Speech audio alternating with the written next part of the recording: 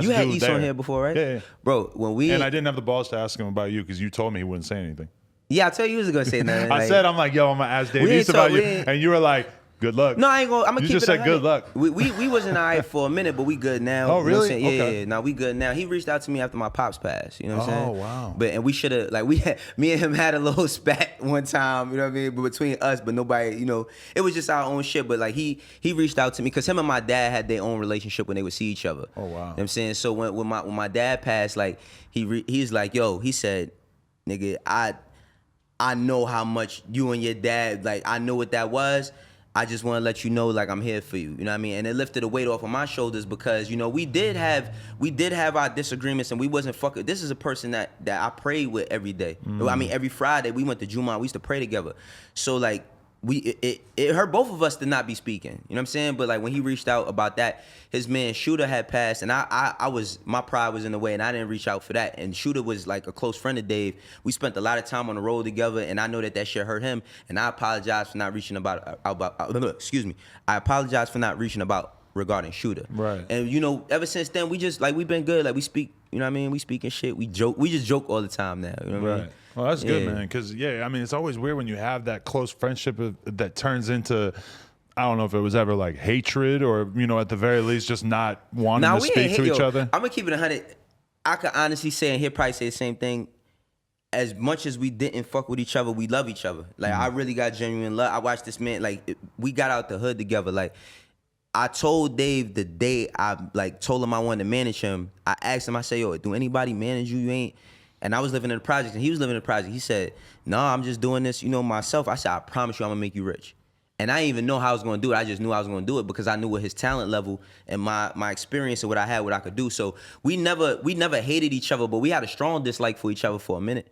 We did have a strong dislike for each other for a minute. But that was for us, though. That's why every time people would ask, yo, what's going on with you and Dave? I'd be like, yeah, you know, I would keep it cordial. Like, yeah, you know, he good. He over there. I'm over here.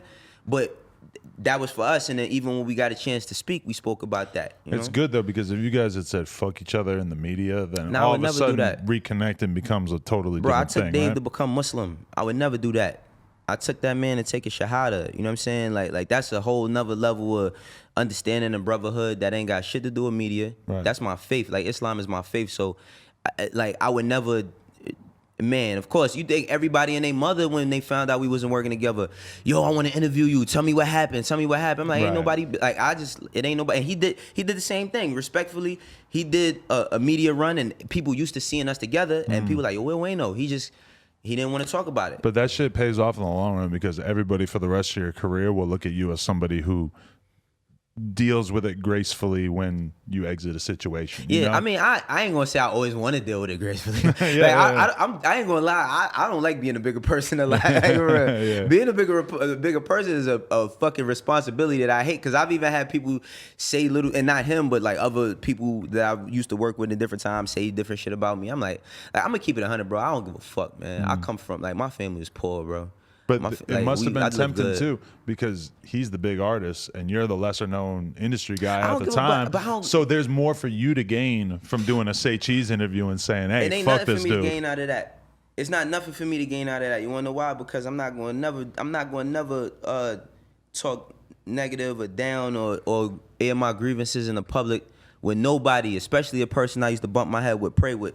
We sat together, we prayed together, we cried together. You know what I'm saying? Like, that man was, I remember when I was managing East, I remember one of my little cousins got into a car accident. They said she was going to live, and I was at one of his meet and greets or something, and he was like, just go ahead, bro. Like, you know what I mean? Like, we've been through a lot of shit together, so I would never.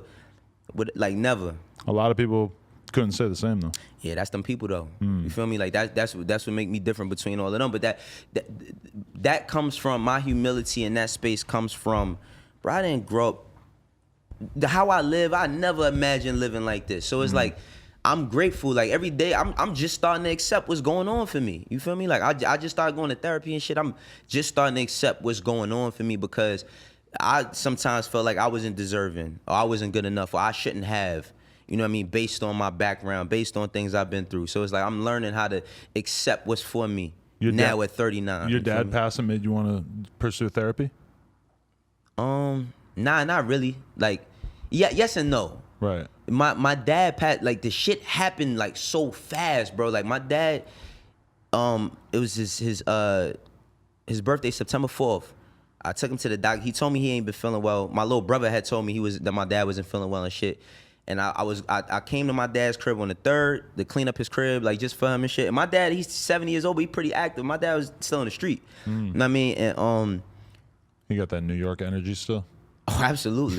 What? Yo, I'm gonna tell you something. He said to a dude one time when he didn't know the dude was my man, and he said some shit to me. But my dad, I took him on his birthday, September 4th. I'm like, yo, let's go to the hospital. He like, nah, let's go tomorrow.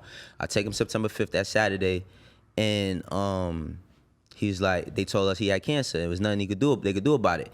He passed the 25th, like that. Boom, like I had this man my whole life, like you know what I mean. Like I didn't grow up in a household with my dad, but I'm his 6th kid out of 8 kids. We all got different mothers, right? And me and him had the closest relationship. I mean, you always think you're gonna, like when you think about your parents passing, you think that you're gonna at least like know.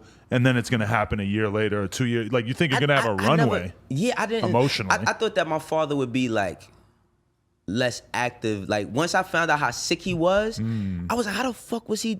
So the day, like the day before that I had came to his crib to clean up his crib, him and my son got like you'd have thought my son is his son. That's right. How tight they is, right?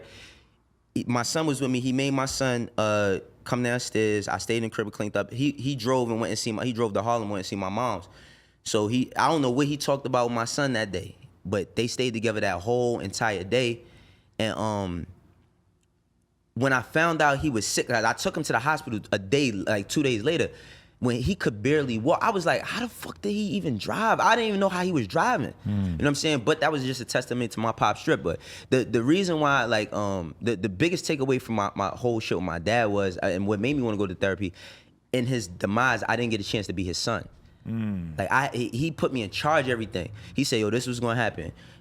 When you gotta do my funeral, you're gonna do it like this. You're gonna make sure X amount, give this person this money, give that person that money, do this. I got these 2 cars, sell them shits. He told me everything. Wow. And he told me at his funeral not to cry. He like, yo, bro, still to this day, I don't know how I got through that day without shedding one tear.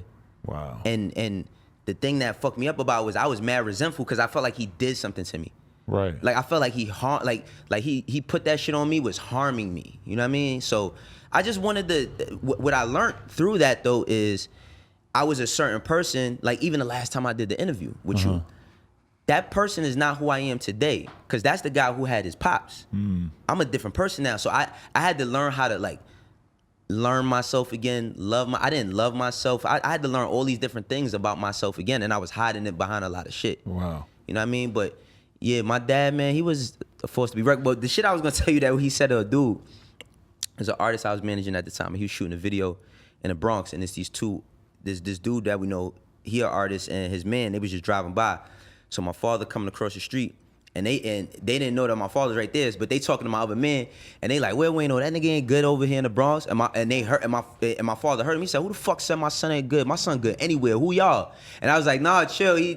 At this time, my father's like 67 years old. Right. Yeah, he's like, and he's still on bullshit time. You know what I mean? Wow. Yeah. That's crazy. Yeah, but do you feel like your dad kind of like denied you the right to be a child in his that passing? moment? Yeah, because you want to be able to just cry I was and still just doing let it Everyday all Struggle, out, right? so I had never missed an episode of Everyday Struggle until my dad got sick. I was still doing Everyday Struggle because I didn't know, like, it got really, really serious. Like my dad had to go to a hospice. You know, that's the last step before you pass. So when he had to go to the hospital, I was just telling them every day, like, yo, I'm just letting y'all know now. Like, I don't know, like, what's going on with my dad. I might need some time off.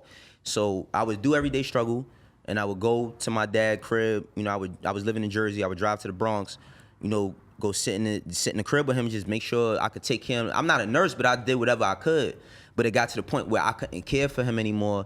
And my biggest fear was my little brother. He's 23.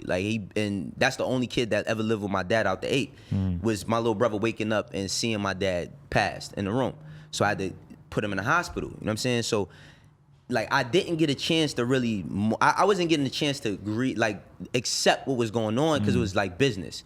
He told me, like, yo, listen, you the one that got to handle all this shit. So you do this, down the third. So at that point, I didn't get the luxury that was a luxury for everybody else to be able to just cry and be sad. I didn't get none of that. You want shit. to be able to just reflect on it and just be in your feelings and feel that Hell sadness. yeah. If you Hell ever want to yeah. not be sad again over it, you're gonna have to really just sit in that sadness and be willing to deal with it. But then meanwhile, he's like, no, you got to sell these cars for me.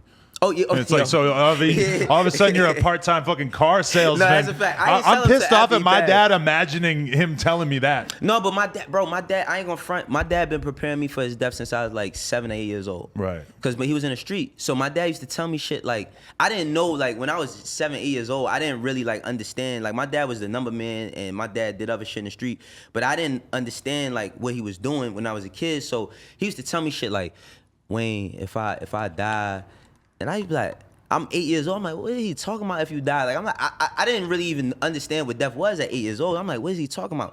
But that's because he was living a lifestyle where he didn't know what was gonna come to him. Like, my dad been through mad shit. You know what I'm saying? So he didn't know what was gonna come to him, but he just to always tell me that. So he was always preparing me, and he prepared himself so it kind of softened the blow in a sense. Like, my dad took care of his own funeral. You know what I mean? Like, he took care of his everything, you know what I mean? My dad made me my youngest brother's godfather when I was 16. Wow. And I'm like, why the fuck do I gotta go to church and get baptized, do all that? I'm like, I was mad because I'm a 16-year-old kid. Right. But once my father passed, I understood why. Because now I'm the only person my little brother has. Right. You know what I mean? So I help him and try to just help him become a man. Okay, guys, we want to thank you so much for getting us to 100,000 subscribers right here on the Clips channel. If you want to support, please click that subscribe button. We're trying to get to 200K. Thank you so much.